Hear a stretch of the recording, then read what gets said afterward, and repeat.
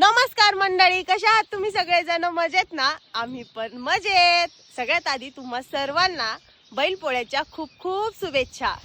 मंडळी, आपण हा जो मेथीचा पहिला टप्पा आहे हा माझ्या मते नागपंचमीच्या दुसऱ्या दिवशी आपण टाकलेला होता. तर हे बघा, एकदम मस्त मेथी झाली. बरेच जण विचारत होते की मेथीचं काही अपडेट टाकलं नाही तुम्ही, मेथी कशी आली काय. तर कमेंट करून नक्की सांगा मला आपली मेथी कशी दिसते तुम्हाला. हे पहा, पंचमीच्या दुसऱ्या दिवशी आपण ही मेथी जी आहे ती टाकलेली होती.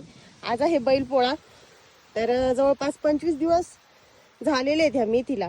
हे बघा, हा इथून इकडचा जो टप्पा आहे तो आमचा असा अंदाज होता मंडळी की हा जो पहिला टप्पा आम्ही टाकलाय हा जर 1.25 महिन्यात निघाला तर पित्तरपाठाच्या 1-2 दिवस आधी चालू होईल. पण नेमका आमचा सगळा अंदाज चुकलाय. मेथी जी आहे ती थोडी लवकर आलेली आहे. आपण तिला मध्ये काही दुसरा फवारा मारला नाही. आता 2-4 दिवसापूर्वी तिला पोषक आणि बुरशीनाशकचा फवारा मारला होता, त्याच्यामुळे एकदम मस्त झालेली आहे. हे बघा, मध्ये पावसाने थोडी ती आचकल्यासारखी झाली होती बरं का, पण आता जर बरी झाली आहे. तर आपली मेथी जी आहे ती आता गणपतीतच चालू होणार आहे. एक 4-5 दिवसांनी ही मेथी निघायला सुरुवात होणार आहे विक्रीसाठी. तर एक 4-5 दिवसांनी मेथी जी आहे ती आपण विक्रीसाठी चालू करणार आहे.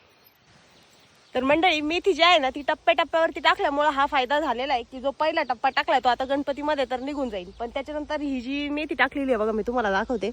हे बघा, तर हे जे 2 वाफे आहेत हे आपण त्याच्यानंतर टाकले होते जवळपास 5-6 दिवसाच्या अंतरावरती. आणि त्यानंतर आपण अशी टप्प्याटप्प्याने इकडं मेथी टाकलेली आहे. तर ही जी मेथी आहे ही बरोबर आपली पित्तरपाठामध्ये चालू होणार आहे. बरेच जण म्हणतो ते तुम्ही पेरून मेथी करायला पाहिजे होती. जर पेरली असती तर सगळी एकखटीच निघली असती, पित्तरपाठात राहिलीच नसती. आणि विक्रीला पण जरा हाल झाले असते आमचे उपटायला त्याला मेथी. तर बरोबर टप्प्याटप्प्याने मेथी येणार आहे आता ही.